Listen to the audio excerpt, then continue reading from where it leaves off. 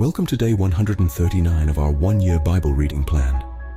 Today we'll read Ezra chapter 5 through 7. Before you begin, remember that it helps to establish a daily reading time. Begin with a short prayer, asking the Holy Spirit for wisdom and understanding.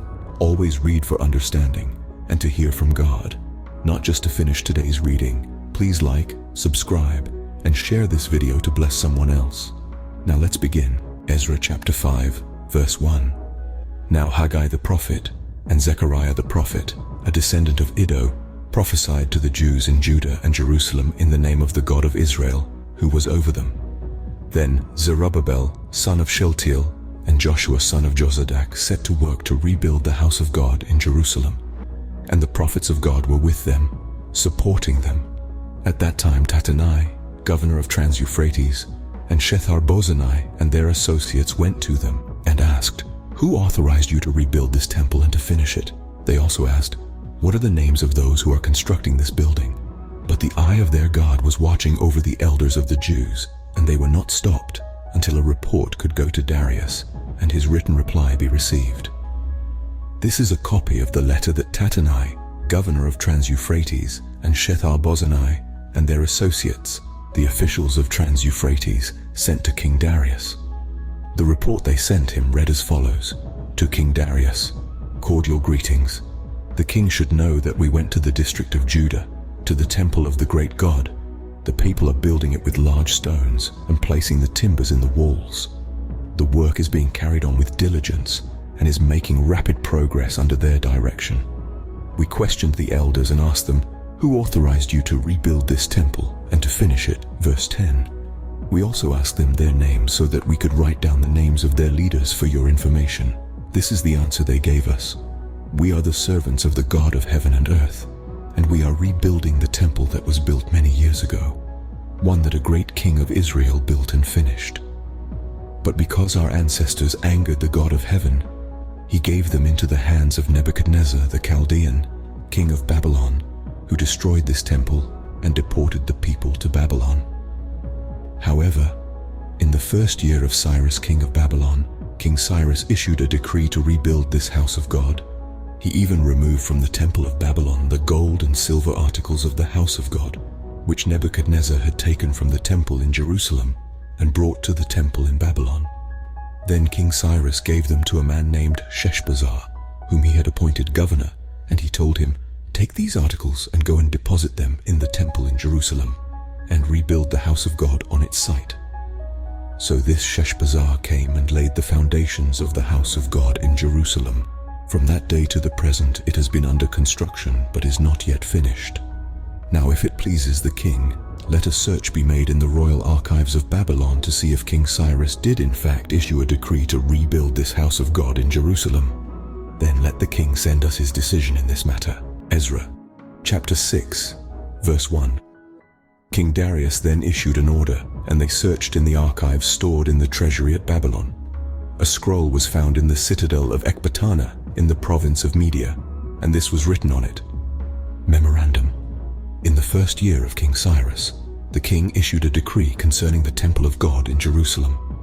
Let the temple be rebuilt as a place to present sacrifices, and let its foundations be laid. It is to be 60 cubits high and 60 cubits wide, with 3 courses of large stones and 1 of timbers. The costs are to be paid by the royal treasury. Also, the gold and silver articles of the house of God, which Nebuchadnezzar took from the temple in Jerusalem and brought to Babylon, are to be returned to their places in the temple in Jerusalem. They are to be deposited in the house of God.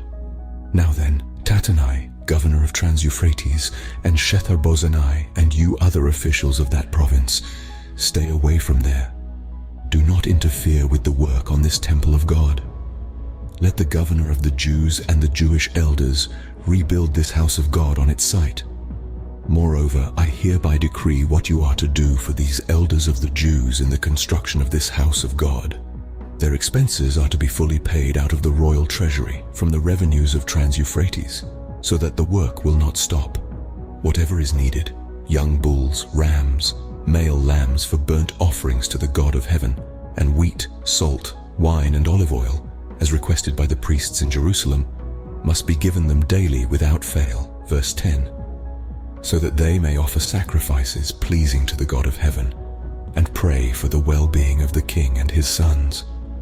Furthermore, I decree that if anyone defies this edict, a beam is to be pulled from their house, and they are to be impaled on it.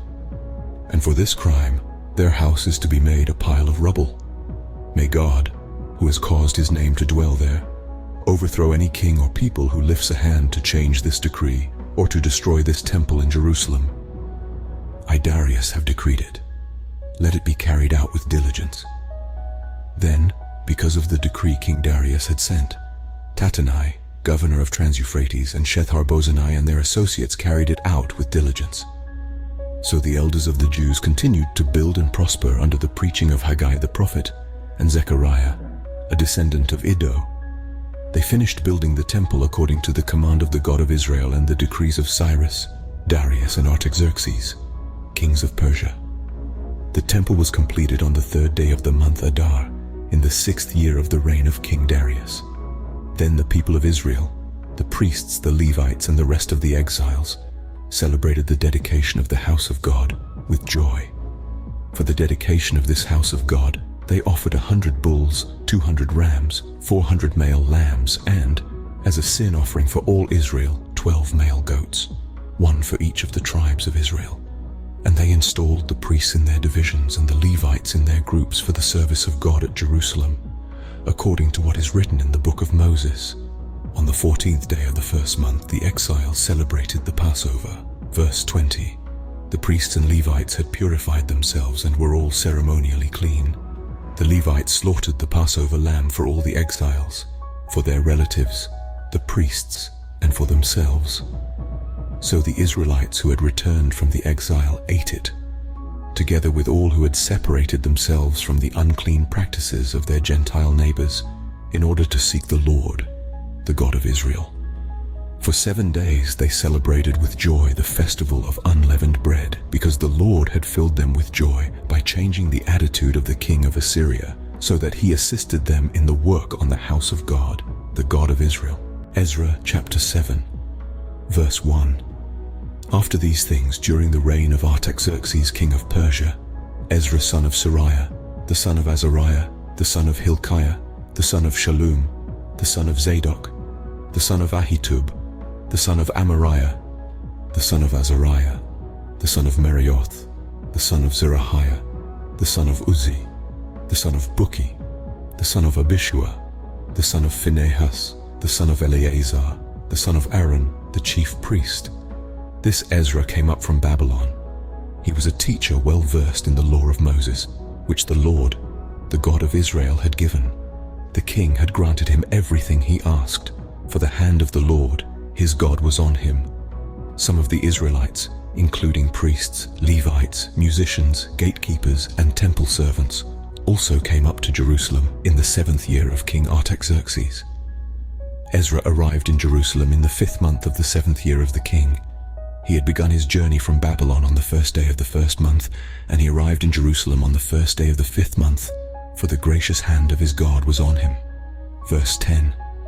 For Ezra had devoted himself to the study and observance of the law of the Lord, and to teaching its decrees and laws in Israel.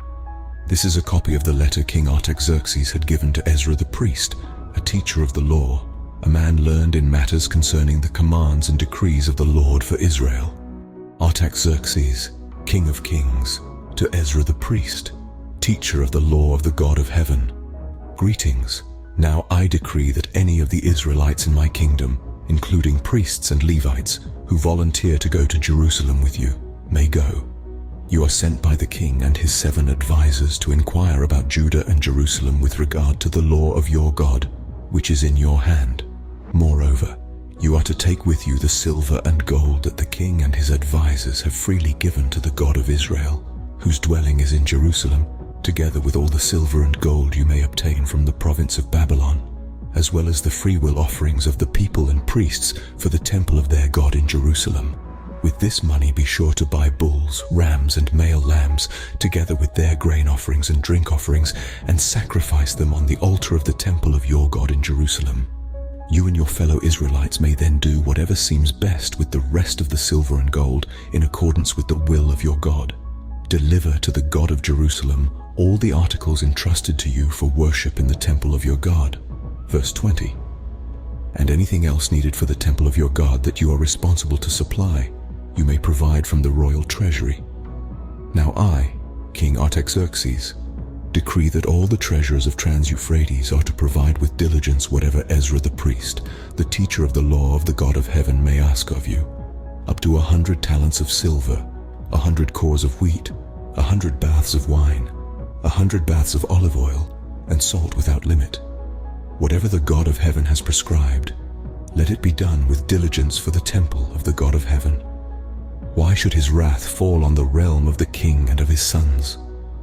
You are also to know that you have no authority to impose taxes, tribute, or duty on any of the priests, Levites, musicians, gatekeepers, temple servants, or other workers at this house of God. And you, Ezra, in accordance with the wisdom of your God which you possess, appoint magistrates and judges to administer justice to all the people of Trans-Euphrates, all who know the laws of your God. And you are to teach any who do not know them. Whoever does not obey the law of your God and the law of the king must surely be punished by death, banishment, confiscation of property, or imprisonment. Praise be to the Lord, the God of our ancestors, who has put it into the king's heart to bring honor to the house of the Lord in Jerusalem in this way, and who has extended his good favor to me before the king and his advisors and all the king's powerful officials. Because the hand of the Lord my God was on me, I took courage and gathered leaders from Israel to go up with me. This concludes Ezra, chapter 5 through 7 for day 139. We hope you are enjoying these daily videos. Remember to check the description box for links and resources. Thank you for watching. Please like, share, and subscribe. Your support helps spread God's word to reach more people on YouTube. We'll see you in the next video for our day 140 reading.